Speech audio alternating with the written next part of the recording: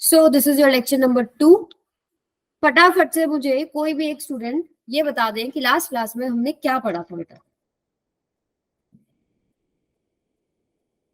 गौरी आप तो थे, बताइए। मैम एवरेज स्पीड और वेलोसिटी के बारे में पढ़ा था, डिस्टेंस और डिस्प्लेसमेंट के बारे में पढ़ा था, और इंस्टेंटेनियस यस वेलोसिटी स्पीड के बारे में भी पढ़ा था। यस, डिस्टेंस, डिस्प्लेसमेंट,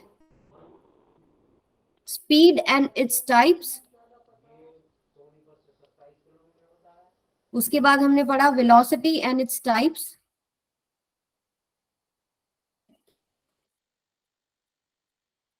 और हमने बहुत सारे न्यूमेरिकल्स डिस्कस करे थे इसके रिगार्डिंग। जैसे कि डिस्टेंस अगर हम बात करें, ए पॉइंट है, ये बी पॉइंट है, बहुत सारे रास्तों से आप यहाँ जा सकते हैं, एक रास्ता ये हो गया। So number 1, number 2, number 3। तो इसमें डिस्टेंस कौन सा है, डिस्प्लेसमेंट कौन सा है?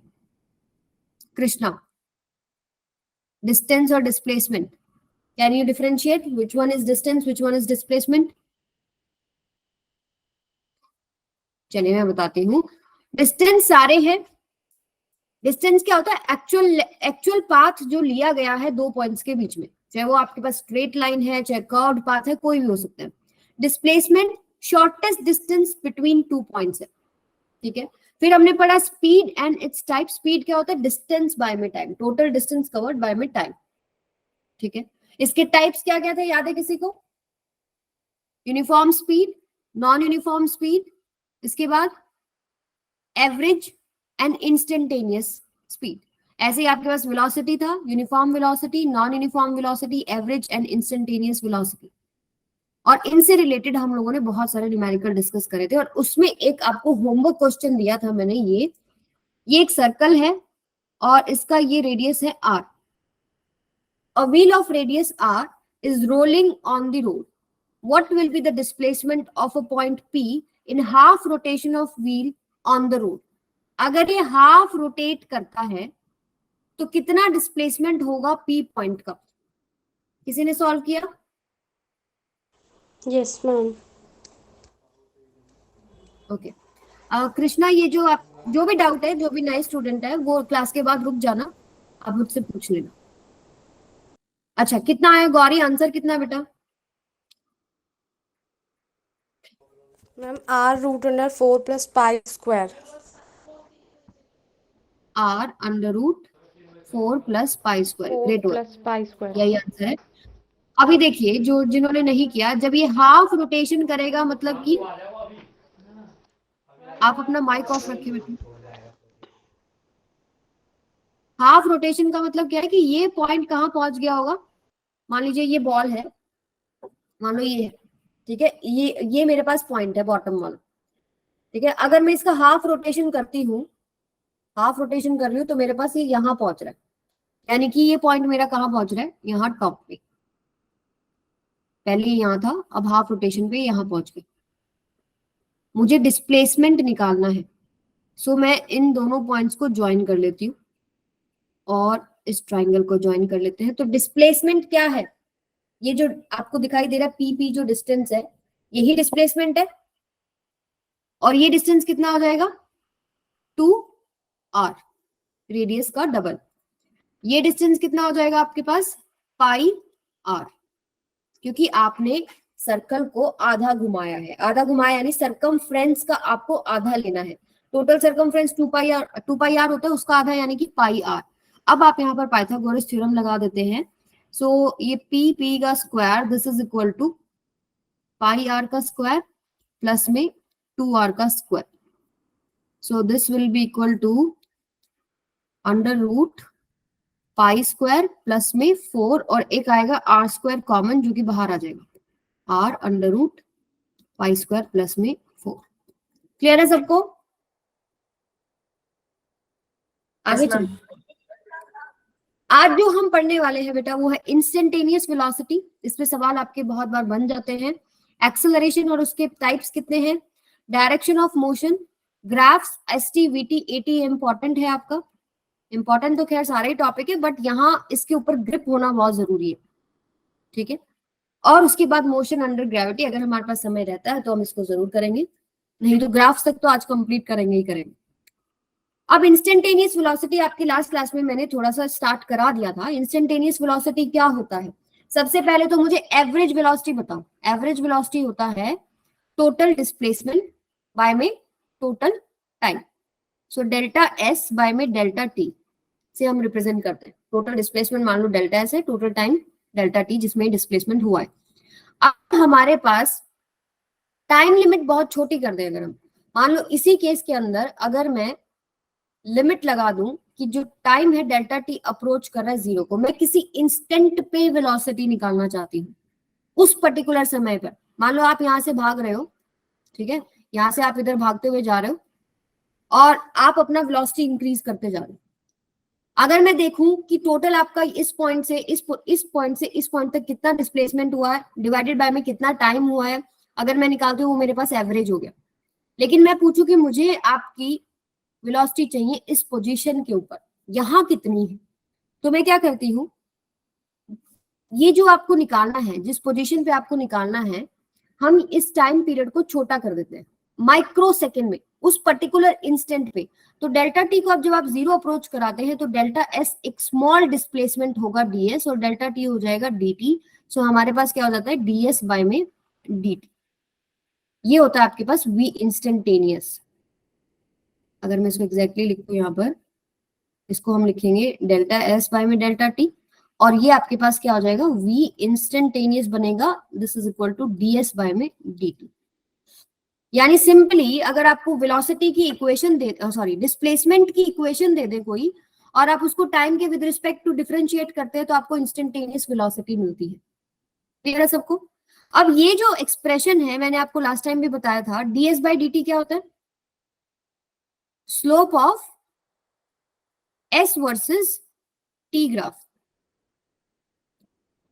अगर मैं डिस्प्लेसमेंट और टाइम के अंदर एक ग्राफ प्लॉट करती हूं तो अगर उस ग्राफ का मैं स्लोप निकालूं तो वो बनता है डीएस बाय में डीटी। अब ये कहानी हम यहां से समझेंगे, ये मैंने लास्ट टाइम भी आपको कराया था। मान लो आपके पास ये इक्वेशन है, ठीक है, s equals to T square. सबसे पहले बात, अगर मुझे इंस्टेंटेनियस वेलोसिटी यहाँ पर निकालनी, मैं सिंपली इसको डिफरेंशिएट करूंगी कैसे, डीएस बाय में dt this is equal to 2t। अब जिस समय पर आपको पूछा गया है कि इंस्टेंटेनियस वेलोसिटी किस समय पर पूछी गई है, जैसे t is equal to 1 second पे पूछी गई है, t is equal to 2 second पे, t is equal to 3 second पे, तो सिंपली आपको इसके अंदर t की वैल्यू पुट करनी है, आपको instantaneous velocity at that particular time मिल जाएगी। ये तो है हमारे पास तरीका जिससे हमको न्यूमेरिकल करने, लेकिन इसका मतलब समझो ये एक्चुअली हो क्या रहा है यहाँ पे। अगर मैं ये इक्वेशन लेती हूँ और मैं इसका ग्राफ प्लॉट करती हूँ, सो अगर मैं डिस्प्लेसमेंट और टाइम लेती हूँ, टाइम की वैल्यू अगर मैं 0 लेती हूँ तो डिस्प्लेसमेंट मेरे पास 0 है, टाइम की वैल्यू मैं 1 लेती हूँ तो डिस्प्लेसमेंट 1 है, टाइम की वैल्यू मैं 2 लेती हूँ तो डिस्प्लेसमेंट 4 है, इक्वेशन में पुट कर रही हूँ। टाइम की वैल्यू 3 लेती हूँ तो आपके पास ये 9, 4 लिया 16 एंड सो ऑन, ऐसे चलेगा। अगर मैं इसका ग्राफ बनाती हूँ तो ग्राफ कैसा बनता है, डिस्प्लेसमेंट एंड टाइम का अगर मैं ये वैल्यूज अब प्लॉट करती हूँ, तो पहला पॉइंट तो मेरा यही आ गया, फिर t इज इक्वल टू 1 पे डिस्प्लेसमेंट इज ऑल्सो 1, फिर हमारे पास t इज इक्वल टू 2 पे डिस्प्लेसमेंट कितना हो रहा है, 4 हो रहा है, समथिंग लाइक दिस। और अगर आप आगे चल रहे हैं तो आपके पास कुछ ऐसे ऐसे पॉइंट्स आएंगे, मान लो ये पहला पॉइंट आया आपके पास, फिर ये आएगा, फिर ये, तो मतलब कुछ ऐसा ग्राफ बनेगा आपका। ठीक है, क्लियर है यहाँ तक? अब जो स्लोप होता है, स्लोप होता क्या है, change in y direction, change in y direction by में चेंज इन एक्स डायरेक्शन। अब मुझे बताओ मेरा जो ग्राफ है वो उसमें वाई की जगह पर क्या है, बताइए बेटा, वाई की जगह पर क्या है, डिस्प्लेसमेंट। तो आपके पास delta S by delta T ऐसे लिखा जा सकता है, यस, चेंज है डेल्टा एस बाय में डेल्टा टी। अगर मैं किसी पॉइंट पर स्लोप निकालना चाहूं तो मेरे पास क्या हो जाता है, ds बाई dt। अगर आप किसी इंस्टेंटेनियस निकालना चाहते हो मान लीजिए, तो आपके पास क्या हो जाता है, ds बाय में dt। अब दूसरा तरीका क्या होता है स्लोप निकालने का, आप एक जिस भी पॉइंट पर आप निकालना चाहते हो, जिस भी टाइम पर आप निकालना चाहते हो, सो यहाँ पर क्या करते हैं, मान लो इस जगह पर मुझे निकालना है कि इंस्टेंटेनियस वेलोसिटी कितना होगा। तो यहाँ से आप क्या करते हो, टेंजेंट ड्रॉ करते हो, इसको टच करते हुए निकलता है। ये वाला जो एक्सेस है इसके साथ जो एंगल बनाएगा थीटा, इसका अगर मैं टेंजेंट ले लूं तो ये भी मेरे पास होता है स्लोप। ठीक है, यहां तक क्लियर है सबको? बोलिए बेटा। ये एक तरीका है, एक तो ये तरीका है delta S by delta T कर लो आप। ठीक है, या फिर आप क्या करते हो, जिस पॉइंट पर निकाला है वहां पर एक टेंजेंट लाइन ड्रॉ करते हैं और जो उसने एंगल बनाया टाइम एक्सिस के साथ उसका टेंजेंट ले लिया तो वो आपके पास स्लोप हो गया। ये सब बराबर है, this is equal to tangent theta. ठीक है, अब यहां पर ये समझिए आप, अगर मैं इस पॉइंट पर निकालना चाहूं तो यहां पर भी मेरे को ऐसे ही टेंजेंट लाइन ड्रॉ करनी पड़ेगी, या इस पॉइंट पर निकालना चाहूं तो इस केस में मेरे पास ये लाइन हो जाएगी। सो एक बात बताओ, एंगल जो है वो इंक्रीज हो रहा है या नहीं हो रहा है? इंक्रीज हो रहा है, यस मैम। ठीक है। थीटा इज इंक्रीजिंग मतलब tangent theta is increasing, yes ma'am. And if tangent theta is increasing मतलब कि स्लोप इंक्रीजिंग। Yes ma'am. और अगर स्लोप इंक्रीजिंग तो इसका स्लोप मुझे क्या दे रहा है, delta S by delta T क्या होता है, वेलोसिटी, यानी वेलोसिटी इज इंक्रीजिंग, राइट।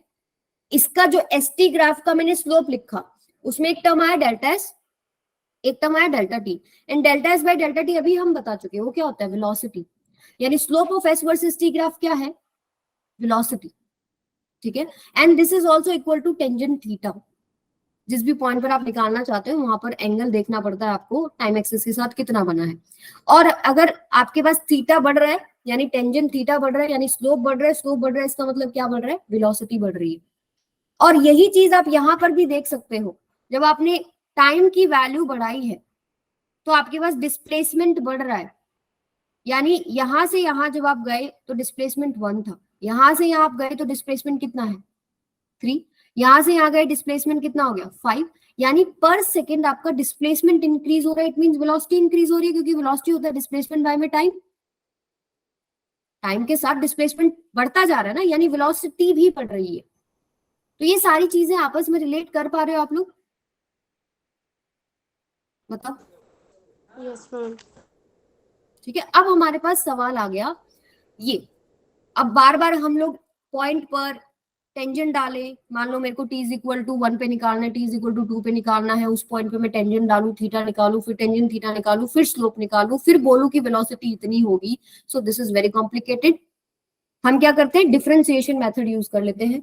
हमको पता है ds by D t is equal to velocity होता है, फिर जिस समय पर पूछा गया है वो समय पुट कर दो।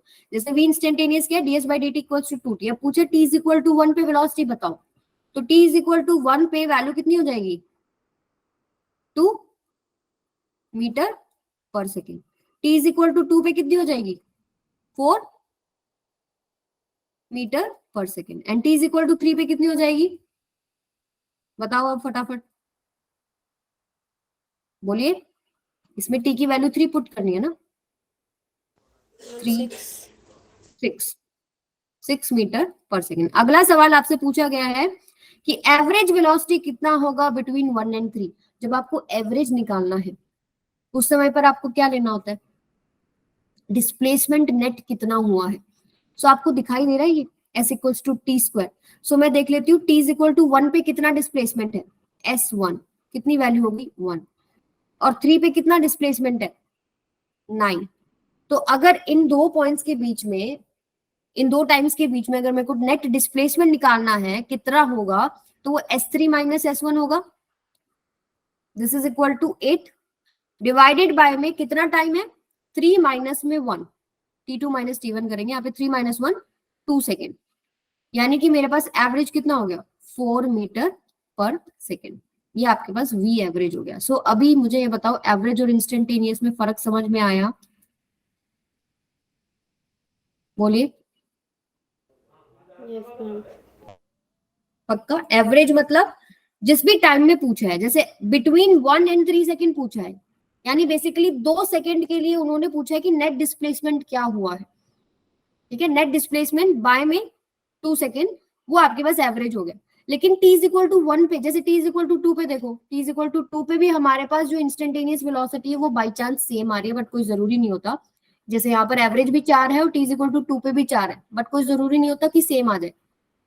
ठीक है, t इज इक्वल टू 3 पे आपके पास कितनी है, 1 पे कितनी अलग अलग आ रही है। क्लियर है? अब कुछ और सवाल करते हैं, ये वाला आप कोशिश करो। s equals to t cube minus में 6t square, find velocity at t is equal to 1 second and t is equal to 3 second. फटाफट क्विकली निकाल दो।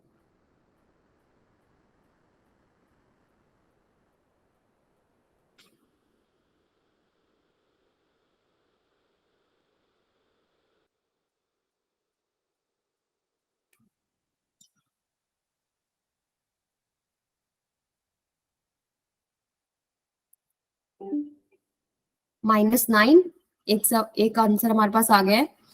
सो पहले तो वेलोसिटी निकालना और आपको डिस्प्लेसमेंट दे रखा है।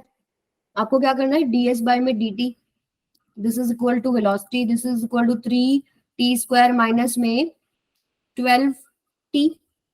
अब मुझे जिस पे निकालना है t इज इक्वल टू 1 पे, so v at t is equal to 1 यानी कि 3 माइनस में 12 यानी कि -9 metre per second. Very good. अगर t इज इक्वल टू 3 पे करें तो t इज इक्वल टू 3 पे 3 इंटू में 9 माइनस में 12 इंटू 3 36 यानी कि 27 माइनस में 36। अगेन आपके पास क्या आ रहा है, -9 ही आ रहा है। क्लियर है? t is equal to 4। अच्छा ये बता रहे हो आप, find the time when body is at rest. देखिए जब बॉडी रेस्ट पे है तो क्या चीज जीरो होती है, मोशन में ही नहीं है ना। रेस्ट का मतलब क्या है, मोशन में ही नहीं है, यानी कि वेलोसिटी जीरो होगी। आपको वो टाइम निकालना है जब बॉडी रेस्ट पे है। सो आपकी जो वेलोसिटी की इक्वेशन है v is equal to 3t square minus में 12t, इसको आप जीरो कर दें। v जीरो होना चाहिए तो आपके पास टाइम आ जाएंगे जहां जहां वो जीरो हो रहा है। तो यहां से अगर हम देखें तो 3t कॉमन ले लिया मैंने, t माइनस में 4 इज इक्वल टू 0। एक आएगा t is equal to 0 and एक आएगा t इज इक्वल टू 4। ये दो समय है जब बॉडी आपके पास रेस्ट पे है। तो जब भी आपके पास ऐसे सवाल हो कि वो टाइम निकालो कि कब बॉडी रेस्ट पे है, तो आपको v को जीरो करना होता है। अब आगे चलते हैं। s equals to 3t square plus 4t plus 9, find velocity at t is equal to 2 second and average velocity between 1 to 4 second. फटाफट क्विकली।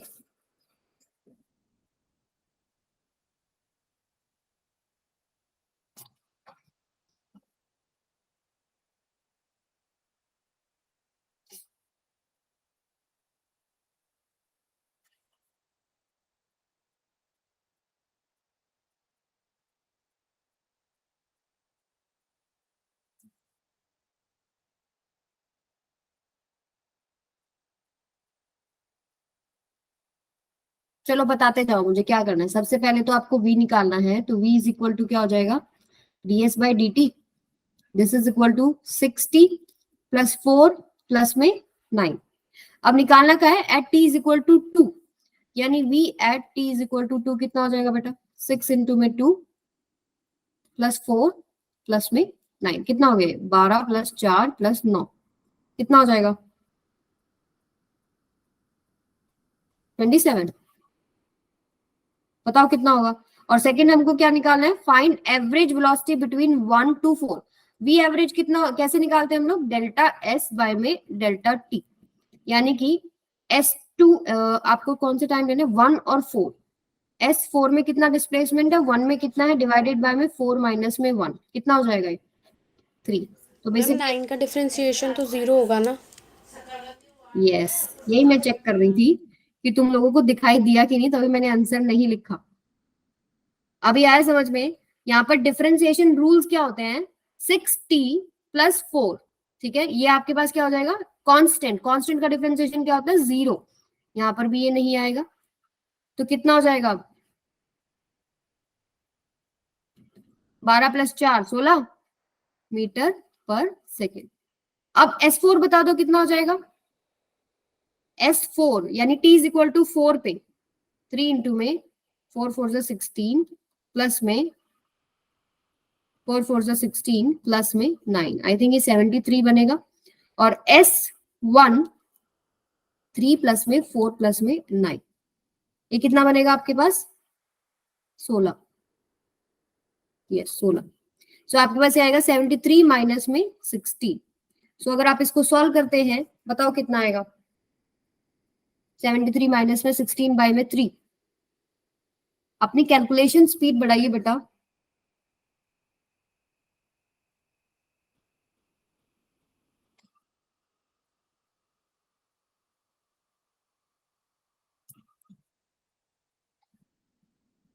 बताइए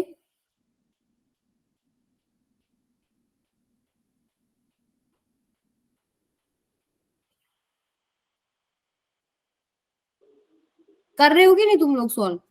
ma'am 7 ma'am 19 19, yes 19 is the right answer, 19 metre per second. तो इंस्टेंटेनियस निकालना आ गया, average निकालना आ गया, क्लियर है सबको? अब आगे चलते हैं। अब नया जो टॉपिक है एक्सेलरेशन, इसको डिस्कस करते हैं। एक्सेलरेशन क्या होता है? Rate of change of velocity. Yes बेटा, मैम मुझे एवरेज वेलोसिटी निकालने में प्रॉब्लम हो रही है, मैं डायरेक्ट नहीं निकाल पा रही हूँ, रॉन्ग निकल रहा है। कहाँ गड़बड़ हो रही है? मतलब जैसे ये फॉर्मूला है, मतलब final minus initial displacement by time, मैं इसे यूज नहीं कर रही हूँ, मैं डायरेक्ट क्या कर रही हूँ, वेलोसिटी में पुट कर रही हूँ 4 और 1, फिर उसको माइनस कर रही हूँ। नहीं, आपको v2 माइनस v1 नहीं करना। आपका देखो पहले बात तो वेलोसिटी क्या होता है आपके पास, delta s by delta t होता है, ठीक है। एक्सेलरेशन होता है वो डेल्टा v बाय में डेल्टा t, ठीक है। ये नहीं कर रहे हम अभी, ये कर रहे हैं। तो हमें एवरेज निकालना है कि टोटल डिस्प्लेसमेंट और बाय में टोटल टाइम, जिस टाइम के बीच में पूछा गया है उसमें आपको नेट डिस्प्लेसमेंट निकालना है कितना होगा। सो इन्होंने पूछा क्या है, average velocity between 1 to 4 second, यानी एक टाइम की वैल्यू आपके पास 4 है, एक टाइम की वैल्यू 1 है, उन समय के बीच में आपको डिस्प्लेसमेंट निकालना है कितना होगा। सो 4 पे आपने देख लिया डिस्प्लेसमेंट कितना है, यहाँ पर टी की वैल्यू 4 पुट कर दो। 1 पे देख लो कितना है, तो देखो ये जो इक्वेशन है वो टाइम के साथ रिलेटेड है ना, टाइम की जो वैल्यू पुट करोगे वहां पर उसका कोरस्पॉन्डिंग जो है डिस्प्लेसमेंट मिल जाएगा। जैसे 1 पे कितना डिस्प्लेसमेंट हो गया 1 तक, 4 पे कितना हो गया। सो अब नेट डिस्प्लेसमेंट क्या हो जाएगा, S4 माइनस में S1, और टाइम क्या हो जाएगा 4 माइनस में 1। आई बात समझ में? Yes ma'am. चलिए आगे चलते हैं।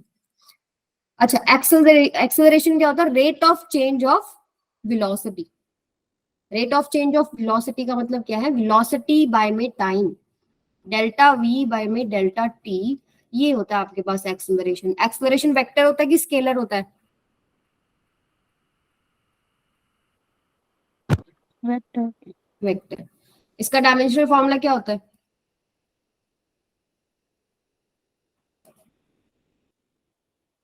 एक्सेलरेशन का LT माइनस 2। यूनिट क्या होती है? Metre per second square. यानी पर सेकेंड कितना वेलोसिटी का चेंज हो रहा है। जैसे फॉर एग्जांपल हमने इनिशियली मान लो 0 वेलोसिटी थी, ठीक है, ये एक पॉइंट है, ये एक पॉइंट है, ये एक पॉइंट है, ये एक पॉइंट है। यहां से यहां जाने में मान लीजिए समय लगा 1 सेकेंड, ठीक है, और वेलोसिटी हुई 0 से 2 मीटर पर सेकेंड। अब अगले 1 सेकेंड में हम देख रहे हैं 4 मीटर पर सेकेंड, अगले 1 सेकेंड में हम देख रहे हैं 6 मीटर पर सेकेंड, यानी कि समय के साथ वेलोसिटी बढ़ रही है, ठीक है। कितना वेलोसिटी का चेंज हो रहा है पर सेकेंड, 2 मीटर पर सेकेंड। क्या है आपके पास, कितना है चेंज इन वेलोसिटी, कितना है? अगर आप कहीं पर भी देखो, जैसे इसके लिए देखें, इस वाले के लिए, तो आपके पास कितना हो जाएगा 2 माइनस में 0 बाय में टाइम कितना है 1, ठीक है। ऊपर यूनिट क्या है मीटर पर सेकेंड, नीचे यूनिट क्या है सेकेंड, इसलिए हमारे पास मीटर पर सेकेंड स्क्वायर आता है। क्लियर है बात? और ये इंक्रीज हो रही है, हो सकता है डिक्रीज हो रही हो, कोई जरूरी नहीं है कि हर बार इंक्रीज ही होती है। चेंज इन वेलोसिटी है वो, उसमें आपके पास वैल्यू टाइम के साथ घट भी सकती है। हो सकता है आपके पास पर सेकेंड कभी ज्यादा बढ़ रहा है, कभी कम बढ़ रहा है, ये भी पॉसिबल है। वो आपके पास नॉन यूनिफॉर्म एक्सेलरेशन में आ जाएगा। अब आपके पास जो टाइप है, टाइप में देखो क्या है आपके पास, instantaneous acceleration, average acceleration, uniform acceleration and non uniform acceleration, वही जैसे हमारे पास स्पीड और वेलोसिटी के होते हैं। सो इंस्टेंटेनियस एक्सेलरेशन क्या है, वो अभी पिछले जो टॉपिक है उसमें भी हमने किया। जब हम पर्टिकुलर इंस्टेंट पे बताना चाहते हैं तो हम डेल्टा टी को 0 अप्रोच कराते हैं, डेल्टा वी डीवी हो जाता है, डेल्टा टी डीटी हो गया, ये पर्टिकुलर इंस्टेंट। टाइम बहुत छोटा है, ठीक है। उसके बाद average acceleration, change in velocity by change in time, v2 minus v1 by में t2 minus t1. Uniform acceleration, a body is said to have uniform acceleration if magnitude and direction of the acceleration remain constant during particle motion. Magnitude देखो, अब यहाँ पर दोनों चीज constant होना जरूरी है। क्या क्या? एक तो मैग्नीट्यूड भी और एक डायरेक्शन भी, क्योंकि एक वेक्टर क्वांटिटी है। अगर एक भी चीज बदल गई तो आपके पास क्या हो जाएगा? चेंज हो जाएगा। Body is said to have uniform acceleration अगर magnitude and direction of acceleration remain constant during particle motion. Non-uniform acceleration क्या है? Body is said to have non-uniform acceleration if magnitude या फिर direction changes या दोनों changes during motion. Clear है सबको? आगे चलते हैं। चलो मैं आपसे ग्राफ पूछती हूँ, मुझे बताओ। अब हमारे पास ना, मैम नॉन यूनिफॉर्म वाला दोबारा। अच्छा, नॉन यूनिफॉर्म का मतलब होता है कि या तो मैग्नीट्यूड या डायरेक्शन कुछ भी अगर बदल जाता है तो आपके पास कांस्टेंट वैल्यू नहीं रही ना। जैसे एक वेक्टर क्वांटिटी है, तो हम लोग बोल रहे हैं मान लो 2 मीटर पर सेकेंड एक कार चल रही है, मान लो ये आपके पास कार है, ठीक है, ये चल रही है इस तरफ 2 मीटर पर सेकेंड स्क्वायर इसका एक्सेलरेशन है, यानी पर सेकेंड ये 2 मीटर पर सेकेंड वेलोसिटी बढ़ा रही है। लेकिन अगर ये डायरेक्शन, अब इसका डायरेक्शन होता है, एक्सेलरेशन एक वेक्टर क्वांटिटी है जिसका मैग्नीट्यूड तो 2 है और जिसका डायरेक्शन हम ये एरो से दिखा रहे हैं। अगर हम एक्स वाई जेड एक्सिस के हिसाब से देखें तो यहाँ पर ये आई कैप हो गया, ठीक है। अगर ये डायरेक्शन बदल देगा तो भी मेरे पास एक्सेलरेशन में चेंज आ जाएगा, क्योंकि स्केलर होता है जिसमें सिर्फ मैग्नीट्यूड होता है, वेक्टर होता है जिसमें डायरेक्शन भी होती है और मैग्नीट्यूड भी होता है। तो अगर या तो मैग्नीट्यूड चेंज होता रहे आपके पास पर सेकेंड, मान लो 2 मीटर पर सेकेंड ना बढ़ के 4 मीटर पर सेकेंड बढ़ गया, नेक्स्ट सेकेंड में 2 न बढ़कर 4 हो गया, फिर 6 हो गया, 8 हो गया, तो ये आपके पास क्या हो गया? Non uniform acceleration. और डायरेक्शन सेम था, बट हो सकता है डायरेक्शन चेंज हो रहा हो और आपके पास मैग्नीट्यूड सेम हो, तो दोनों ही केसेस में आपके पास ये नॉन यूनिफॉर्म एक्सेलरेशन के केस में आएगा। बट डायरेक्शन भी सेम चलता रहा है और एक्सेलरेशन का जो वैल्यू है वो भी सेम चलता रहे, तो वो आपके पास क्या है? Uniform acceleration. क्लियर है? Yes ma'am. अब आगे चलते हैं। अच्छा, मैं आपसे 2 ग्राफ पूछूंगी। आपने देखा यहाँ पे एक चीज, अगर हम डेल्टा टी को अप्रोच करा रहे हैं 0 को, डीवी बाई डी टी आ रहा है, जैसे वहां पर था आपके पास डीएस बाई डी टी। आपको स्लोप क्या था आपके पास? एस वर्सेस टी ग्राफ का, DS by D t is velocity. अगर v वर्सेस टी ग्राफ का मैं स्लोप देखूं, अगर मैं v ले लूं यहाँ पर और ये t ले लूं, और मान लो मेरे पास यहाँ पर कोई भी ऐसे कर्व आ गया और यहाँ पर मैं मान लीजिए dv बाई dt लेती हूँ, मैं इंस्टेंटेनियस एक्सेलरेशन की बात कर रही हूँ, ठीक है। Small change in velocity in y direction by small change in time in x direction. तो dv बाई dt क्या है मेरे पास यहाँ पे? स्लोप, यानी vt का जो स्लोप है वो मुझे क्या दे रहा है? एक्सेलरेशन। स्लोप क्या था? देखो स्लोप हम लिखते कैसे? स्लोप होता है change in y direction, change in y direction by में चेंज इन x डायरेक्शन। अब बताओ क्या है हमारे पास चेंज y डायरेक्शन में? डेल्टा v, और x डायरेक्शन में डेल्टा t। और अगर हम बहुत स्मॉल टाइम की बात कर रहे हैं तो dv बाय में dt, राइट। तो ये dv बाई dt अभी पीछे देखा क्या होता है? एक्सेलरेशन। यानी v वर्सेस t ग्राफ का स्लोप आपको क्या दे रहा है? एक्सेलरेशन। जब आप dv बाई dt लिख रहे हैं तो इसका मतलब आप इंस्टेंटेनियस एक्सेलरेशन की बात कर रहे हैं। और दूसरा तरीका एक्सेलरेशन निकालने का क्या होता है? मान लो इस पॉइंट पर निकालना है, इस टाइम पर निकालना है, सो आप क्या करते हो? एक टेंजेंट ड्रॉ करते हो, एंगल देखते हो, टेंजेंट थीटा लेते हो, ये भी आपके पास क्या है? एक्सेलरेशन। क्लियर है? अब यहाँ पे मुझे ये बात बताओ कि एक्सेलरेशन बढ़ रहा है कि घट रहा है? क्या आप इस ग्राफ को देख के समझ सकते हो ये चीज कि बढ़ रहा है कि घट रहा है? बढ़ रहा है। कैसे बताया आपने बढ़ रहा है? एंगल, क्योंकि जैसे जैसे आप आगे जाएंगे और टेंजेंट डालेंगे आपका थीटा जो है वो इंक्रीज कर रहा है। थीटा इंक्रीज कर रहा है यानी टेंजेंट थीटा इंक्रीज कर रहा है, यानी स्लोप इंक्रीज कर रहा है। स्लोप क्या है यहाँ पर? एक्सेलरेशन इंक्रीज कर रही है ना। इसका बताओ आपके पास क्या आंसर होगा? We T. और अगर मैं ऐसे ग्राफ बना दूं, एक्सेलरेशन क्या है? बोलिए। यस, 0, क्योंकि यहाँ पर थीटा जो ये एंगल बनाता है टी एक्सिस के साथ वो ही 0 है। टेंजेंट 0 क्या हो गया? 0, स्लोप इज 0 एंड स्लोप 0 मतलब एक्सेलरेशन 0। क्लियर है?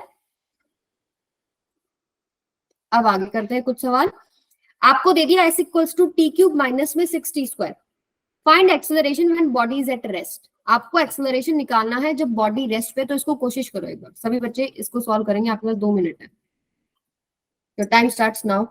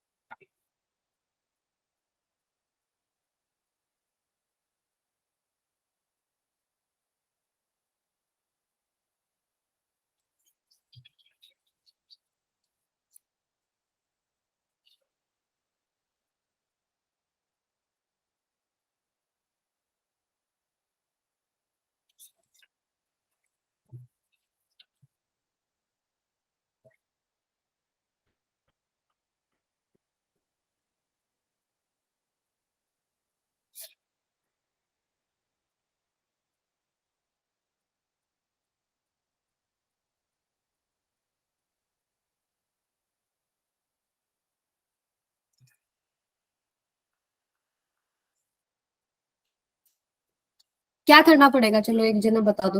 वीरपाल बताएंगे।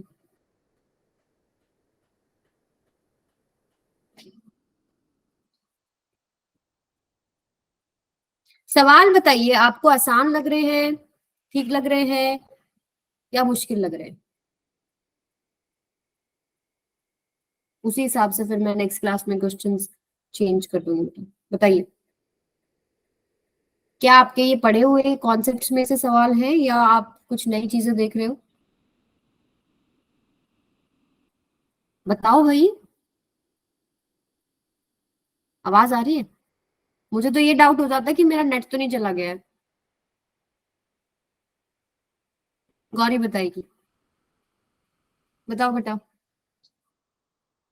Yes ma'am. आपको क्या लग रहा है, क्वेश्चन मैम इजी है, मीडियम है, डिफिकल्ट है? मैम मीडियम है, आंसर निकाला है। बताओ। मैम एक्सेलरेशन दो आ रहे हैं, एक तो A minus 12 metre per second square और एक plus 12 metre per second square. Okay, great. So आपसे पूछा गया है find acceleration when body is at rest. Body is at rest मतलब वेलोसिटी 0, लेकिन आपको निकालना एक्सेलरेशन है, तो एक्सेलरेशन तक तो पहुंचना पड़ेगा। तो सबसे पहले आपको डिस्प्लेसमेंट टाइम से वेलोसिटी की इक्वेशन बनानी पड़ेगी। v क्या हो जाएगा आपके पास? ds by D t. This is equal to 3t square minus में 12t। ठीक है, अब आपको इसको क्या करना क्या करना आपको? Find acceleration when body is at rest. तो सबसे पहले तो बॉडी एट रेस्ट का मतलब है v को 0 कीजिए।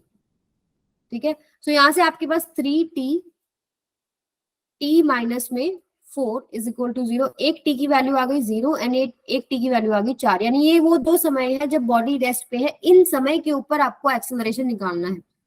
सो अब एक्सेलरेशन की इक्वेशन क्या हो जाएगी? dv by D t. This is your acceleration. 3 2 6, 3 2 6t minus में 12। अब आपको एक्सेलरेशन निकालनी है। एक तो t इज इक्वल टू 0 पर, यानी कि -12 हो जाएगा। अगर इस इक्वेशन में आप t की वैल्यू 0 पुट करेंगे, -12 मीटर पर सेकेंड स्क्वायर।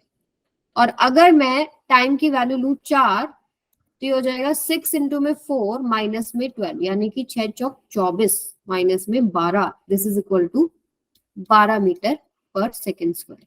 किसी भी बच्चे को इस क्वेश्चन में कोई भी डाउट है बेटा? बताइए। ओके, चलो फिर ये वाला सवाल करो। s equals to 3t i cap plus में 4t j cap. Find v at t is equal to 1 second and speed at t is equal to 1 second and acceleration at t is equal to 2 second. अब आपको क्या दे रखा है, हालांकि हम motion in 1D पढ़ रहे हैं, पर आपको वहां पर डिस्प्लेसमेंट दो एक्सिस के अलॉन्ग दिखा रखी है, आई कैप जे कैप, यानी एक्स एक्सिस में भी है वाई में भी, लेकिन थोड़ा बहुत आप इसको रिलेट कर सकते हो। आप इसको ले लीजिए s x this is equal to 3t, s y this is equal to 4t। अब मुझे डिस्प्लेसमेंट से वेलोसिटी निकालना है, तो वी एक्स कितना हो जाएगा, इसका डिफरेंशिएशन यानी 3, वी वाई कितना हो जाएगा बेटा 4। अगर मैं वेलोसिटी वेक्टर लिखती हूँ तो कैसे लिखती हूँ, 3 आई कैप प्लस में 4 जे कैप, ऐसे ही लिखती हूँ ना। इस डायरेक्शन में जो वैल्यू है उसके आगे हम आई कैप लगाते हैं, मैग्नीट्यूड के आगे आई कैप डायरेक्शन दे देगा, और इधर जो वैल्यू है 4 और जे कैप लगा देंगे, ठीक है। अब आपसे पूछे find v at t is equal to 1 second. अब बता दो जरा इसको देख के, t is equal to 1 second पे वेलोसिटी कितना होगा। जतिन बताएगा, बहुत देर हो गया उसने कुछ जवाब नहीं दिया, बताइए बेटा।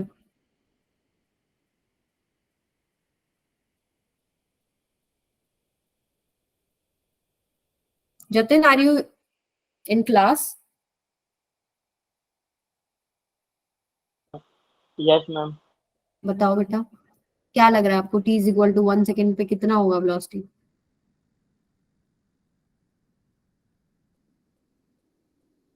अच्छा बताओ, हम जब पीछे कर रहे थे तो ma'am velocity, constant. Yes constant, very good. यहाँ पर टाइम का कोई टर्म ही नहीं है, अगर t का कोई टर्म होता तो t की 1 वैल्यू पुट कर देते, उस समय पर हमारे पास क्या आ जाता, वेलोसिटी आ जाती। अब ये वैल्यू ही कांस्टेंट है, टाइम का कोई टर्म ही नहीं है, यानी आपके पास velocity at t is equal to 1 भी यही होगी, क्योंकि आपके पास ये कांस्टेंट वैल्यू है, वो टाइम के साथ नहीं चेंज हो रही है। अब speed at t is equal to 1 second, बताओ जतिन स्पीड कितना होगा बेटा, इसका मैग्नीट्यूड, वेलोसिटी का मैग्नीट्यूड अगर हम ले ले तो वही तो स्पीड होती है, यानी इसका अगर हम मैग्नीट्यूड निकालें, दिस इज इक्वल टू 3 का स्क्वायर यानी 9 प्लस 4 का स्क्वायर यानी 16 यानी √25 यानी कि 5 मीटर पर सेकेंड। अगला सवाल क्या है, स्पीड भी t is equal to 1 second पे तो सेम ही आएगा, and acceleration at t is equal to 2 second कितना होगा। एक्सेलरेशन तक पहुंचना तो पड़ेगा, पहले तो वेलोसिटी का हमारे पास इक्वेशन आई, तो एक्सेलरेशन की इक्वेशन क्या हो जाएगी बताओ, कोई t का टर्म ही नहीं है, डिफरेंशिएट करोगे सारा कांस्टेंट है, वैल्यू क्या हो जाएगी 0, and t is equal to 2 second पे भी क्या हो गया फिर 0, ठीक है। आगे चलते हैं, ये सवाल आप घर से करके आएंगे, ठीक है। आपको पीडीएफ मिल जाएगा, ये उसमें चेक कर लीजिएगा। आपको दे रखी है कि equation s equals to t square i cap plus में 3d minus 1 j cap, v और स्पीड और a आपको t is equal to 1 second पे निकालना है। अब डायरेक्शन ऑफ मोशन की बात करते हैं। डायरेक्शन ऑफ मोशन कैसे चेक करते हैं कि ऑब्जेक्ट किस डायरेक्शन में मूव कर रहा है।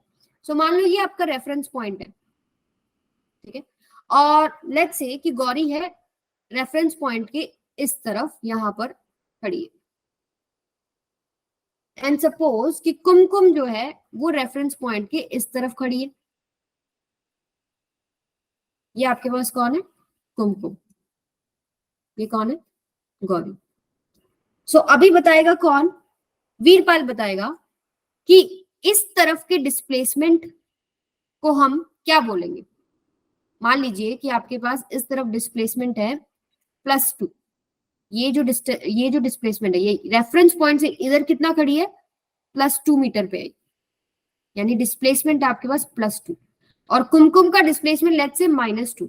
अब मेरे को जतिन बताएगा, मेरी बात से पूछा था जतिन बताएगा चलो कि गौरी जो है वो कौन सी डायरेक्शन में मूव कर रही है, क्या वो आपके पास राइट हैंड साइड में जा रही है, क्या वो लेफ्ट हैंड साइड में जा रही है। क्या आप इस डिस्प्लेसमेंट की वैल्यू को देख के ये बता सकते हो कि गौरी इस तरफ मूव कर रही है या इस तरफ मूव कर रही है। मैम राइट हैंड साइड में। राइट हैंड साइड में, ग्रेट। वीरपाल बताएंगे कुमकुम किस डायरेक्शन में मूव कर रही है बेटा। मैम लेफ्ट हैंड साइड में। लेफ्ट हैंड साइड में, और तुम दोनों गलत हो, क्योंकि डिस्प्लेसमेंट वैल्यू क्या होती है, रेफरेंस पॉइंट से वो कहां पर है अभी। जैसे ये जो वैल्यू दे रहा है ना, इसका मतलब दिस इज ये जिस पोजीशन पे है वो आपने बताई है रेफरेंस पॉइंट से कितना इधर है, और कुमकुम की जो ये पोजीशन है रेफरेंस पॉइंट से इधर कितना है, ये डायरेक्शन ऑफ मोशन नहीं बताती है। इससे आपको कुछ नहीं पता चलेगा प्लस वो इधर मूव कर रही है इधर मूव कर रही है। हो सकता है कि कुमकुम जिस समय पर आप देख रहे हो उस समय वो रेफरेंस पॉइंट से पीछे थी लेकिन वो मूव इस तरफ कर रही हो, पॉसिबल है। हो सकता है कि जिस टाइम पे हमने चेक किया गौरी रेफरेंस पॉइंट से +2 मीटर पे राइट हैंड साइड में खड़ी थी बट उसका एक्चुअली में मोशन जो है वो लेफ्ट हैंड साइड में हो रहा हो। So displacement direction of motion नहीं बताता। So displacement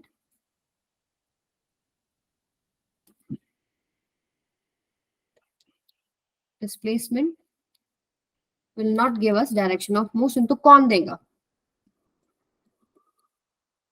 give us direction, yes, आपको velocity बताएगी क्योंकि velocity में आता है motion। velocity will tell us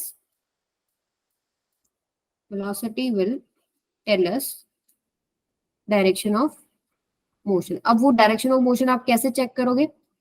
अगर आपकी जो velocity है वो आपके पास greater than 0 है, इसका मतलब वो पॉजिटिव एक्स एक्सिस में चल रही है। यानी अगर ग्रेटर देन 0 हम साइन कन्वेंशन के अकॉर्डिंग इस तरफ की वैल्यूज को पॉजिटिव मानते हैं और इधर की वैल्यूज को हम नेगेटिव मानते हैं। रेफरेंस पॉइंट से पीछे हम नेगेटिव लेते हैं, रेफरेंस पॉइंट के आगे हम पॉजिटिव ले रहे हैं। तो वेलोसिटी की वैल्यू अगर ग्रेटर देन 0 आ रही है it means it is moving in positive x axis, और अगर वेलोसिटी की वैल्यू नेगेटिव आ रही है it means body is moving in negative x axis. So displacement से डायरेक्शन ऑफ मोशन नहीं पता लगता, किससे पता लगता है? वेलोसिटी से। वेलोसिटी ग्रेटर देन 0 मतलब it is moving in positive x axis, velocity less than 0 it means it is moving in negative x axis. तो इसी से रिलेटेड हम सवाल करेंगे। एक सवाल जो है पहले के कॉन्सेप्ट के दो पार्ट है, जैसे कि डिस्प्लेसमेंट की आपको वैल्यू दे दी, find velocity at t = 2 second and find acceleration at t = 3 second. So आप आराम से कर लोगे, इसका डिफरेंशिएशन कर दोगे, ये क्या हो जाएगा? v = ds/dt, this is equal to 3t² minus में 12t प्लस में 9। और आपको पूछा है वेलोसिटी एट t = 2 सेकंड, आप इसमें t की वैल्यू 2 पुट करेंगे, आपके पास वेलोसिटी आ जाएगी। फाइंड एक्सेलरेशन एट t = 3, और एक्सेलरेशन के लिए क्या करना पड़ेगा? 6t माइनस में 12, और आप इसमें t की वैल्यू 3 पुट करोगे, एक्सेलरेशन आ जाएगा। इसी क्वेश्चन का नेक्स्ट पार्ट क्या होता है? In above question find the time and body is at rest. वो कैसे निकालते हैं? इसके लिए आप v की वैल्यू को 0 कर देते हैं, यानी इसको आप 0 करेंगे। 3t² माइनस में 12t प्लस में 9 इज इक्वल टू 0। यहां से अगर हम देखें 3t कॉमन, t माइनस में 4, 3t² माइनस में 12t प्लस 9, तो हम कॉमन ले रहे 3 ही कॉमन आएगा, t कॉमन नहीं आएगा।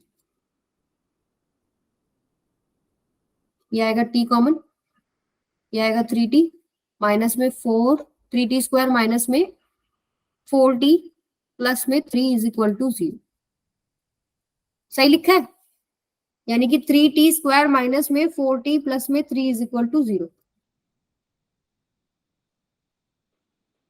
अरे 3 कॉमन लेना ना बेटा, सॉरी, आप सिर्फ 3 कॉमन ले सकते हैं ना, t तो एक टर्म में है ही नहीं। सो 3 कॉमन लेंगे, t² माइनस में 4t plus 3 is equal to 0। तो 3 तो 0 हो नहीं सकता, यानी t² माइनस में 4t प्लस में 3 इज इक्वल टू 0। यहां से अगर हम फैक्टर्स बनाएं तो ये हो जाएगा आपके पास माइनस 4t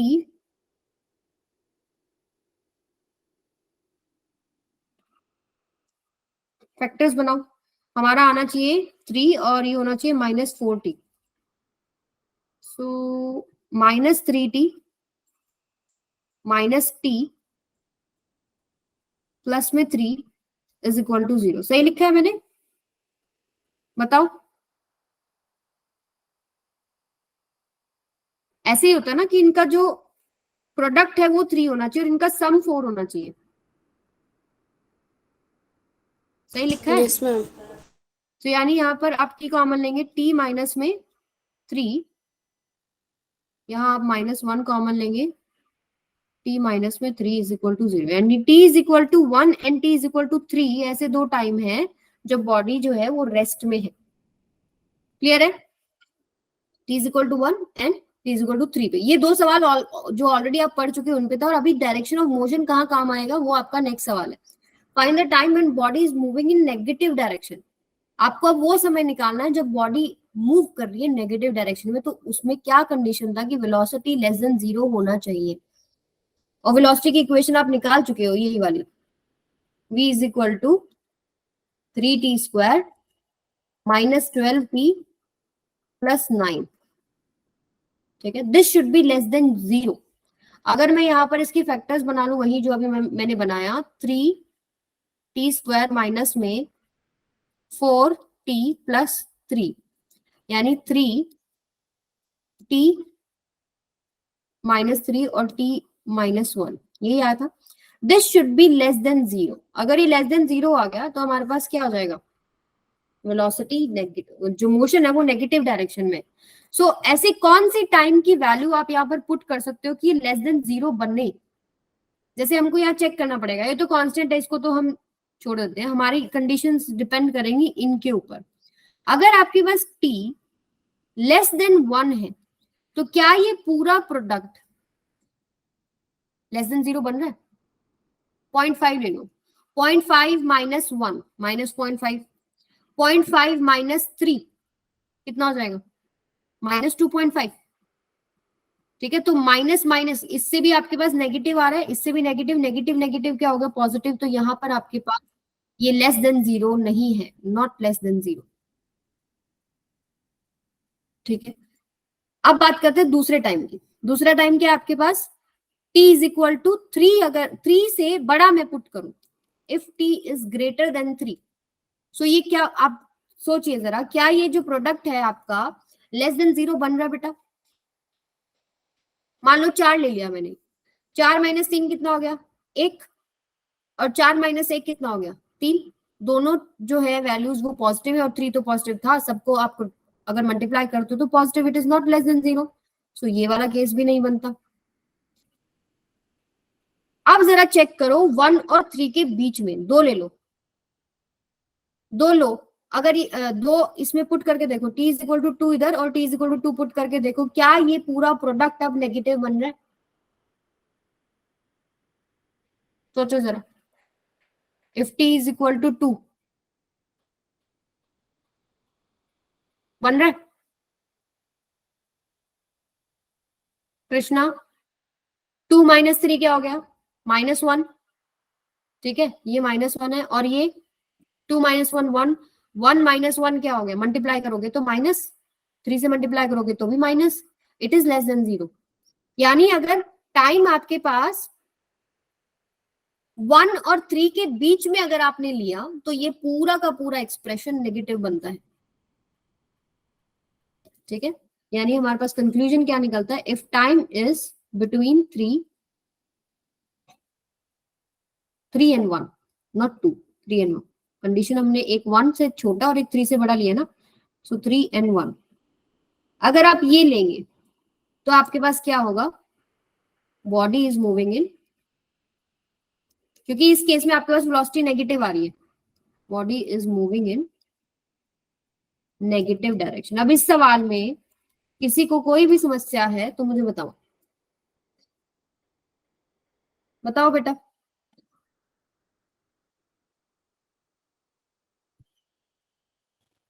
मैम क्या करना था? फिर हम इसका एट लास्ट कंक्लूजन क्या निकाले? देखो आपका सवाल क्या था, आपका सवाल ये था वो समय निकाले जब बॉडी नेगेटिव डायरेक्शन में मूव कर रही है। तो आपने पहले तो वेलोसिटी की इक्वेशन ली, इसको मैं देख के नहीं बता पा रही डायरेक्टली कि ऐसा कौन सा समय है जिसमें बॉडी नेगेटिव डायरेक्शन में मूव कर रही है। तो नेगेटिव डायरेक्शन में मूव करने का मतलब है वेलोसिटी लेस देन 0 आना चाहिए। तो पहले मैंने इसके फैक्टर्स बना लिए, फैक्टर बनाए तो मेरे पास ये 3 टर्म्स आ गए। अब इसके ऊपर मैं काम कर सकती हूँ कि ऐसा कौन सा टाइम मैं यहाँ पुट कर रही हूँ कि ये लेस देन 0 बन रहा है। तो मुझे साफ साफ दिखाई दे रखा है जो फैक्टर्स आपके t-3 एंड t-1, अगर 1 से छोटा, ठीक है, 1 और 3 के बीच में, और 3 से बड़ा, यही तो आपके पास रेंज है। तो आपने देखा कि 1 से अगर आपने छोटा रखा, पूरा एक्सप्रेशन लेस देन 0 नहीं बनता। अगर 3 से बड़ा रखा तो भी नहीं बनता। अगर आप 1 और 3 के बीच में कोई भी पॉइंट ले रहे हैं, कोई भी टाइम ले रहे हैं, तो आपके पास लेस देन 0 बन रहा है। यानी ऐसा कौन सा समय है जब वो नेगेटिव डायरेक्शन में मूव कर रहा है, 1 से 3 सेकेंड के बीच में। क्लियर है? Okay clear ma'am. हुआ? ओके, सो अब बात करते हैं डिस्प्लेसमेंट इन nth सेकेंड क्या होता है। क्या हो रहा है देखो, ध्यान से सुनो, अभी दोबारा से करते हैं। डिस्प्लेसमेंट इन nth सेकेंड आपको निकालना है, दोबारा से सुनिए। अभी देखिए क्या था, आपको थर्ड सेकेंड में डिस्प्लेसमेंट निकालना है। तो आई थिंक कुमकुम बोल रही थी ना, समझ में नहीं आया। आप जो बोल रहे थे स्टार्टिंग में वो बिल्कुल ठीक बोल रहे थे कि मैम वो फिफ्थ सेकेंड वाला होगा ना डिस्प्लेसमेंट को। तो देखो अब यहाँ पर क्या है कि आपके पास मान लेते 3 सेकेंड में जो डिस्प्लेसमेंट हुआ वो इतना हुआ, ठीक है। ये आपके पास है S3, 3 सेकेंड में जो डिस्प्लेसमेंट हुआ वो इतना हुआ। 2 सेकेंड में डिस्प्लेसमेंट हुआ फॉर एग्जाम्पल इतना, S2। तो टाइम जब आपका 2 सेकेंड हो गया, उसके बाद थर्ड सेकेंड शुरू हो गया ना, हो गया नहीं हो गया। सो बेसिकली थर्ड सेकेंड में आपको देखना है, तो आपको देखना पड़ेगा S3 माइनस में S2, this is your displacement in third second. यानी अगर हम इसका जनरल फॉर्मूला लिखें तो डिस्प्लेसमेंट इन nth सेकेंड क्या हो जाएगा आपके पास, Sn माइनस में Sn माइनस 1, ये होगा बेटा। ये थोड़ा पर्सपेक्टिव वाली बात हो जाती है कि अब हम यहाँ पर देखिए, मान लो इसका कोई और एग्जांपल ले लो कि मुझे फिफ्थ सेकेंड में देखना है, तो फिफ्थ 5 सेकेंड के अंदर नेट डिस्प्लेसमेंट देख लो कितना है, ठीक है। और आप 4 सेकेंड में नेट डिस्प्लेसमेंट देख लो कितना है। S5 माइनस S4 क्या है, फिफ्थ सेकेंड में डिस्प्लेसमेंट। अब जैसे ये वाला जो सवाल था, S equals to t² minus 4, find displacement in third second. तो S3 कितना होगा, पहले तो net displacement in 3 second, 9 minus 4 जो हमने पीछे निकाला था 5, और डिस्प्लेसमेंट इन सेकेंड सेकेंड कितना हो जाएगा, 0। सो आपके पास डिस्प्लेसमेंट इन थर्ड सेकेंड कितना हो गया, 5 माइनस में 0, 5 मीटर। ये आंसर होगा। क्लियर है अभी, यस मैम। पक्का? यस। ओके, सो आगे चलते हैं। एरिया ऑफ वीटी ग्राफ और एटी ग्राफ क्या होता है ये बताओ, पता है आपको? देखो आपने एक चीज देखी अभी, v इज इक्वल टू आपने देखा ds बाय में dt, ठीक है। a इज इक्वल टू आपने देखा dv बाय में dt। इनसे अब न्यूमेरिकल्स और क्या बनते हैं, ds is equal to v dt, dv is equal to a dt। अगर मैं आपको डिस्प्लेसमेंट दे दूं, आपको वेलोसिटी निकालना हो, आप सिंपल क्या करते हो, डिफरेंशिएशन। अगर मैं आपको वेलोसिटी दे दूं, आपको एक्सेलरेशन निकालना हो, तो आप क्या करते हो, डिफरेंशिएशन। बट उल्टा दे दूं तो, वेलोसिटी दे दूं और डिस्प्लेसमेंट निकालने को बोलूं, एक्सेलरेशन दे दूं और वेलोसिटी निकालने को बोलूं, तो वहां आता है इंटीग्रेशन का कॉन्सेप्ट। अब मैं क्या करती हूँ, दोनों तरफ इंटीग्रेट कर देती हूँ इक्वेशंस को क्रॉस मल्टीप्लाई करने के बाद, और लिमिट पुट कर लेते हैं, ठीक है। तो ये आपके पास क्या हो जाएगा, displacement net S equals to integration of v dt, ठीक है। और ये क्या हो जाएगा, v is equal to integration of a dt। अब आपको जो ये एक्सप्रेशन दिख रहे हैं ना, ये एक्सप्रेशन किसके होते हैं, एरिया के होते हैं। ये आपके पास क्या हो गया, a dt। ये बहुत ही इंपॉर्टेंट कॉन्सेप्ट है जो मैं अभी आपको बताने वाली हूँ, ये आपके बहुत सारे चैप्टर्स में यूज होता है। So S is equal to integration of v dt, v is equal to integration of a dt, ठीक है। ये आपके पास क्या होता है, एरिया ऑफ वीटी ग्राफ। इसको अगर हम लिखें, ये होता है आपके पास एरिया ऑफ वीटी ग्राफ। और ये क्या होता है बेटा, area of eighty graph.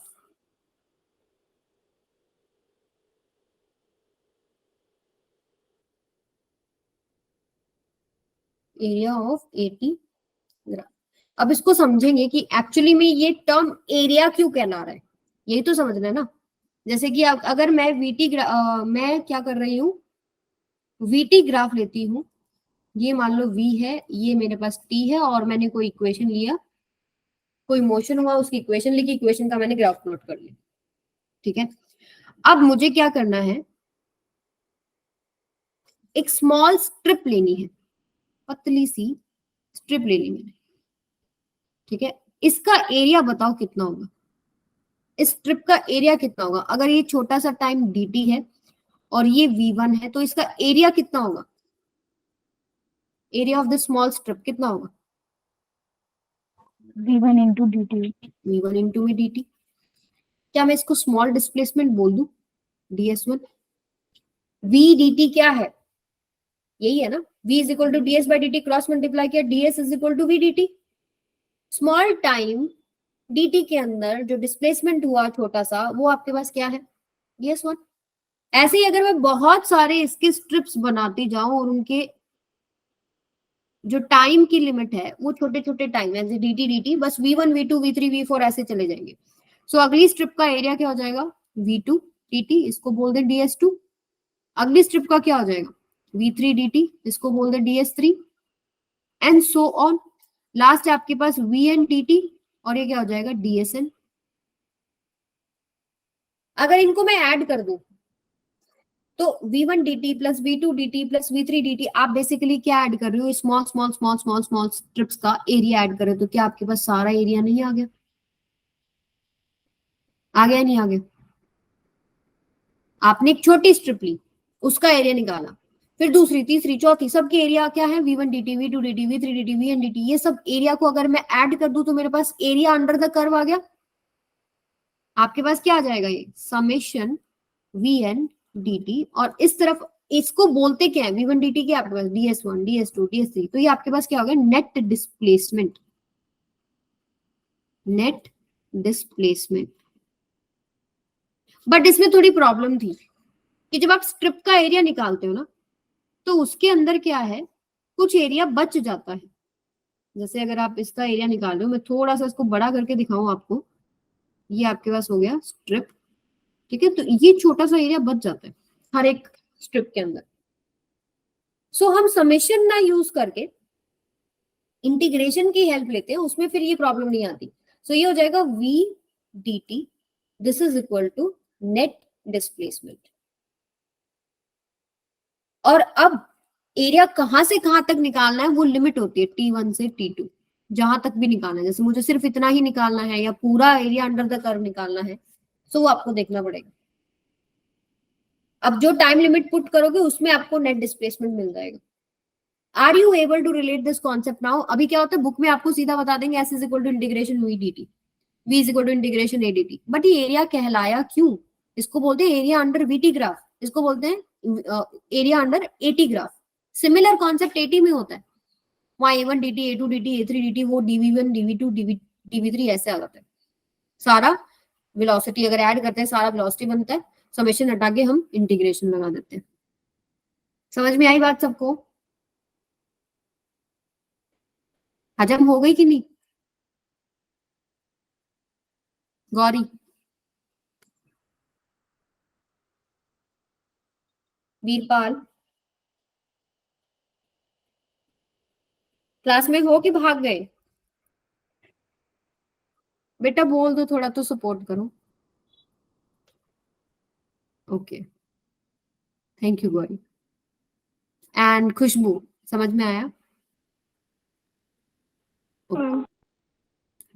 Okay, तो चलिए अब इस पे आगे तो आपके पास सवाल ही बनते हैं। जैसे v is equal to T plus one दे दिया, then find displacement from t is equal to 0 to 2 second. आपको वेलोसिटी दे दिया, आपको डिस्प्लेसमेंट निकालना है, उल्टा प्रोसेस है। सो अब तो सीधा पता है मुझे s is equal to integration v dt। अगर याद ना रहे सो सिंपल आप लिखना v इज इक्वल टू होता है ds बाय में dt, देन क्रॉस मल्टीप्लाई निकालना क्या है, displacement v dt, then you integrate on both the sides. So ये आपके पास डिस्प्लेसमेंट इंटीग्रेशन v dt, ठीक है। अब यहाँ पर देखिए क्या है, अब v को तो आप with respect to time integrate नहीं कर सकते, x को dx के साथ इंटीग्रेट कर सकते हो, y को dy के साथ कर सकते हो, थीटा को साइन थीटा को d थीटा के साथ कर सकते हो, बट यहाँ नहीं कर सकते। तो इसकी वैल्यू पुट कर लो, इंटीग्रेशन ऑफ t प्लस में 1 इंटू में dt, t is equal to 0 से 2, आपके पास नेट डिस्प्लेसमेंट आ जाएगा 2 सेकेंड में। अब इंटीग्रेशन तो सबको आता होगा, टी स्क्वायर बाय में 2 प्लस में t, आप लिमिट पुट कर देंगे 0 से 2, नेट डिस्प्लेसमेंट आ गई, ये आएगा 2 टू ज़ा 4 बाय 2 प्लस में 2, 0 पुट करेंगे तो 0, तो 2 1 ज़ा 2 2 ज़ा, ये कितना हो गया 4 मीटर।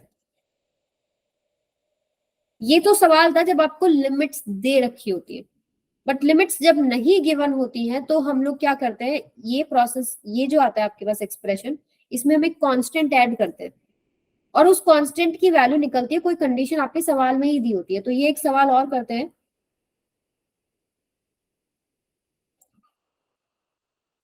देखिए ये find displacement at the end of 4 second if initially body is at origin. अब आपको लिमिट नहीं दे रखी ना, जैसे यहाँ पर क्या है, सबसे पहले आप निकालिए डिस्प्लेसमेंट। निकालने के लिए आपको इंटीग्रेशन का हेल्प लेना पड़ेगा, s is equal to integration v d t, ठीक है। प्लस में सी लगा दिया, मेरे पास अभी लिमिट क्लियर नहीं है। सो वी की वैल्यू पुट कर दी टी प्लस में 1 इंटू में डी टी, इसका इंटीग्रेशन प्लस में सी, यानी कि टी स्क्वायर बाय 2 प्लस में टी प्लस में सी, ये आपके पास डिस्प्लेसमेंट होगा। अब उन्होंने बोला है if initially body is at origin, ठीक है, find displacement at the end of 4 second. In 4 second आपको डिस्प्लेसमेंट निकालना है अगर इनिशियली बॉडी ओरिजिन पे है, यानी कि आप क्या करेंगे यहां पर, if initially body is at origin यानी t इज इक्वल टू 0 पर s इक्वल्स टू 0 है। कोई पोजीशन आप बताते हो यानी कि आप उसका डिस्प्लेसमेंट बता रहे हो ना। समय जब 0 है, इनिशियल कंडीशन का मतलब क्या है, इनिशियली मतलब टाइम 0 की बात करें, टाइम 0 पे डिस्प्लेसमेंट कितना हो गया 0। अगर आप ये कंडीशन इसमें पुट करते हैं तो c की वैल्यू आ गई 0, यानी s is equal to T square by 2 plus में t। अब इसमें पुट कर लो 4 सेकंड के एंड पे आपको नेट डिस्प्लेसमेंट बताना है, तो s इक्वल्स टू क्या हो जाएगा 4 4 16 बाय 2 प्लस में 4 2 1 2 8 कितना हो गया 12 मीटर, ठीक है। ऐसे एक सवाल करोगे, ये वाला सवाल करो, if v is equal to 2t find displacement at 3 second if at t is equal to 0 body is 2 metre behind the origin.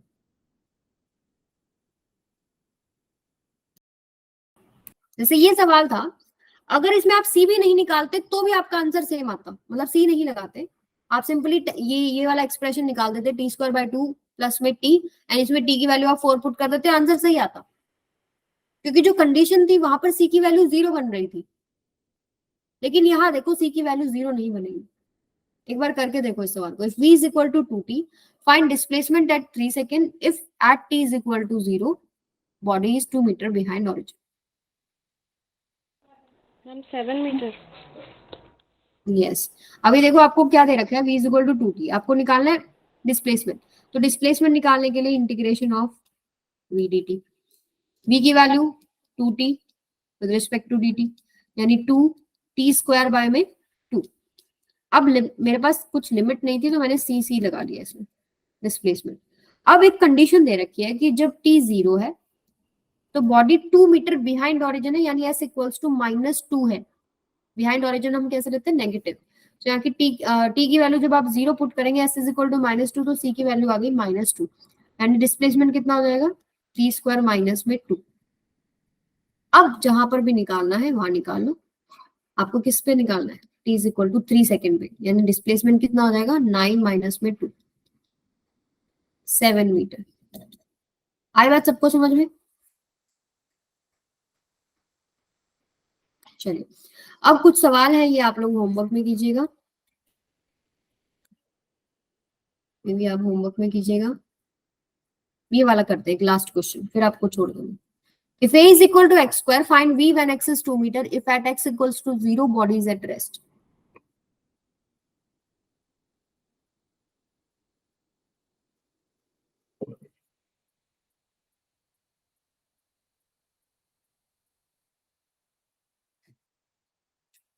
कैसे करोगे? अभी तक ये तो समझ में आ रहा था a is equal to dv by dt है। सो अगर वेलोसिटी निकालना होता तो a dt का इंटीग्रेशन कर देती, बट यहाँ तो कहानी कुछ और है।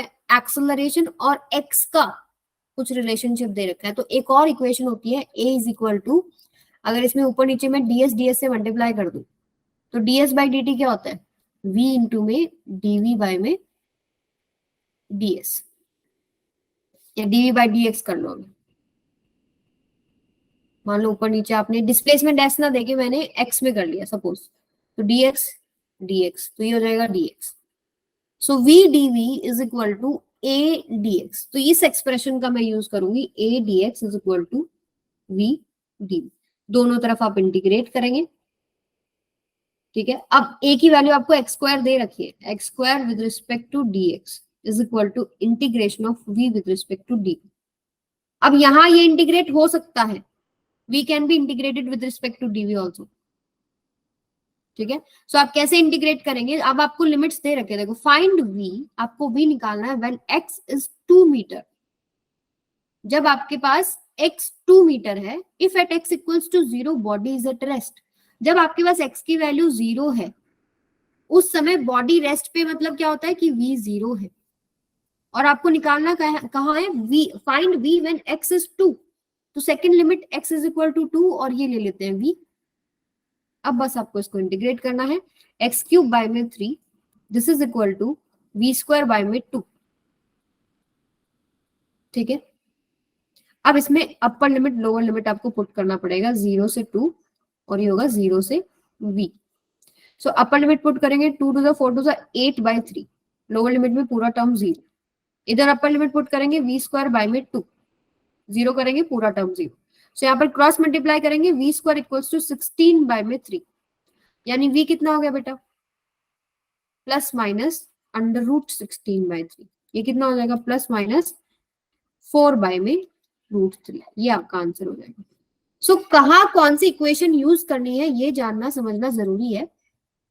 एक तो इक्वेशन आपके पास होगी वो v is equal to D S by D T, एक होती है आपके पास a is equal to D V by D T, एक होती है a is equal to v into D V by D X. So वो आपको इक्वेशन देख के समझ में आ जाएगा लगानी कौन सी है। क्लियर है बेटा? नो मैम, क्लियर नहीं है? वाला क्लियर नहीं है। नो अच्छा, कहाँ पर डाउट है बताओ? मैम, आपने जब मैंने पिक किया तब क्या बोलो? एडीएस बोलो बोलो। स्टार्टिंग। अच्छा देखो सुनो, पहले वाला एक सवाल लेते हैं। जैसे हम लोगों ने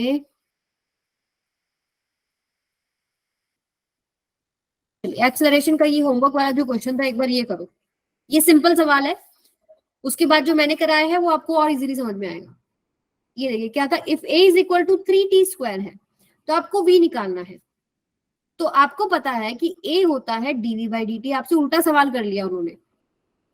ठीक है, आपको एक्सेलरेशन देके वेलोसिटी पूछ लिया है। सो आपको इंटीग्रेशन का यूज करना पड़ेगा। तो dv इज इक्वल टू क्या होता है, a dt, you will integrate on both the sides, तो v आपके पास क्या आ जाएगा, इंटीग्रेशन ऑफ a dt, यही होता है। यहां तक क्लियर है कृष्णा? कृष्णा का था ना problem, v is equal to integration of a dt।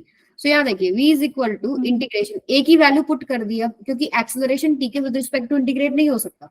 So acceleration का टाइम में वैल्यू है वो पुट करो, 3t square with respect to dt। आपको निकालना है v at t is equal to 3 second if initially body is at rest. सो अभी हमारे पास क्या है इसमें, चलो हम कांस्टेंट ऐड कर लेते हैं। ठीक है, अब सबसे पहले इसको सॉल्व कर लो। v इज इक्वल टू क्या हो जाएगा, 3 t का क्यूब बाई 3, 3 से 3 कट गया, प्लस में c, यानी v इज इक्वल टू आ गया t cube by t cube plus में c। अब कंडीशन क्या है, if initially body is at rest, यानी कि v 0 व्हेन t 0, तो c 0 आ गया। यहाँ पर पुट करते क्या हो जाएगा, c भी 0 आ गया। तो यानी इक्वेशन जो बन गई वो ये बन गई। अब आपको जहां निकालना है वहां निकाल सकते हो। आपको वेलोसिटी पूछा है t is equal to 3 second में, सो 3 पुट कर दो, वेलोसिटी कितना होगा, 27 मीटर पर सेकेंड। ये तो सिंपल सवाल था। जब एक्सेलरेशन और टाइम का रिलेशनशिप था तो हमारे पास सिंपल सी एक इक्वेशन थी जिसको हमने यूज करके इंटीग्रेट कर लिया। लेकिन अब आपका जो अगला सवाल आया उसमें एक्सेलरेशन और एक्स का रिलेशनशिप है, यानी डिस्प्लेसमेंट और एक्सेलरेशन का बेसिकली रिलेशनशिप है। तो इस एक्सप्रेशन, इस तरह के सवाल करने के लिए आपको उठानी पड़ेगी ये वाली equation, v is equal to sorry a is equal to v into में dv बाय में dx, ये आपको लेना पड़ेगा। क्योंकि जो अगर ये वाली आप इक्वेशन उठाते हो इसमें तो x है ही नहीं, और आपको जो पूछा गया है वो पूछा गया वेलोसिटी निकालो जब x 2 है, टाइम तो है ही नहीं यहाँ पे। तो टाइम नहीं है तो ये वाली इक्वेशन हम यूज करेंगे। अब इस इक्वेशन में दोनों तरफ क्रॉस मल्टीप्लाई कर लिया, adx is equal to vdv आ गया। नाउ इंटीग्रेट कर दिया दोनों तरफ, क्योंकि हमें कुछ लिमिट्स वगैरह समझ में आ रही है वहां पे क्या है। सो सबसे पहले a को आप विद रिस्पेक्ट टू x को ऐसे नहीं इंटीग्रेट कर सकते, a की वैल्यू x स्क्वायर पुट कर दी। v को with respect to dv integrate कर सकते हैं, इसमें कोई दिक्कत नहीं। अब लिमिट्स चेक करनी है, आपको वेलोसिटी निकालनी है जब x 2 है और एक दे रखा है x is equal to 0 when body is at rest, यानी जब v 0 है तो x 0 है, तो पहली लिमिट आपने ले ली v इज इक्वल टू 0 जब x इक्वल्स टू 0 है। दूसरी लिमिट आपने क्या देखा, x इक्वल्स टू 2 पे आपको वेलोसिटी निकालनी है v, तो v ही मान लिया कि भाई ये सेकंड जो लिमिट है वो v है जिस समय पर x इक्वल्स टू 2 है। अब आपने बस इंटीग्रेट करना है, x क्यूब बाय में 3 0 से 2, v स्क्वायर बाय में 2 0 से v, upper limit minus lower limit करेंगे तो 8 बाय 3, इधर v square by 2 cross multiply. अब यहाँ क्या कर लिया, स्क्वायर रूट ले लिया, 16 का स्क्वायर रूट 4 और 3 का अंडर रूट 3 लिख दिया, आगे प्लस माइनस लगाते हैं जब हम स्क्वायर रूट लेते हैं। समझ में आई है? Yes ma'am. ठीक है, वो इक्वेशन देखना पड़ेगा कि x में है, t में है, क्या है, लिमिट्स ढूंढनी पड़ेंगी, कहाँ कहाँ क्या क्या दे रखा है, कहाँ मैं क्या सब्स्टिट्यूट कर सकती हूँ। ठीक है, आज हम यहीं तक सेशन रखेंगे, इसके बाद हमारे पास ग्राफ से हम स्टार्ट करेंगे, ये चीज आप खुद करेंगे। Derivation of equation of using method of integration and differentiation for constant acceleration, this is important for your boards. ठीक है, तो मैं इसको डिटेल में नहीं कराऊंगी। इक्वेशंस ऑफ मोशन में बता देती हूँ कौन से, v is equal to u plus में at, v स्क्वायर minus u square equals to 2as, s equals to ut plus में हाफ a t स्क्वायर। और ये इक्वेशंस आप तभी लगाते हैं जब एक्सेलरेशन कांस्टेंट होता है, अदरवाइज आप नहीं लगाते, सिर्फ एक्सेलरेशन कांस्टेंट के टाइम पे आप लगाते हैं।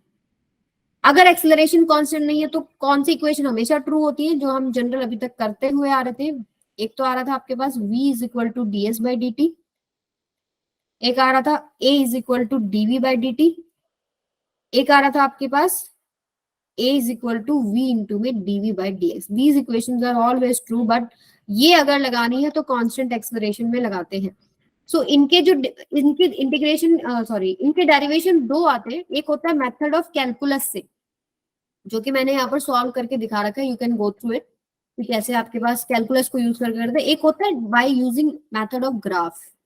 सो अगर आपके पास है वो डेटा बुक्स में है, आपके पास नोट्स में है तो ठीक है, नहीं मैं वो भी आपको प्रोवाइड कर दूंगी, ये आपको बोर्ड के लिए पढ़ना है। ठीक है, इसके बाद हम ग्राफ स्टार्ट करेंगे नेक्स्ट क्लास में। ओके बेटा, ओके मैम। बहुत ज्यादा तो नहीं हो गया? No ma'am.